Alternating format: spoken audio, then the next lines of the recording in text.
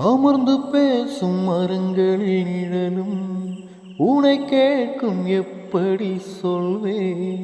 உதிர்ந்து போன மலரின் மௌனமா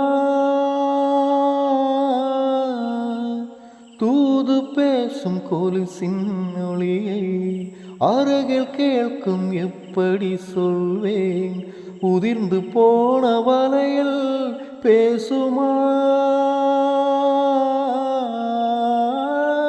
உள்ளங்கையில் வெப்பம் சேர்க்கும் விரல்கள் இன்று எங்கே. தோளில் சாய்ந்த கதைகள் பேச முகமும் இல்லை இங்கே. முதல் கனவு முடிந்திடும் முன்னமே தூக்கம் கலைந்ததே.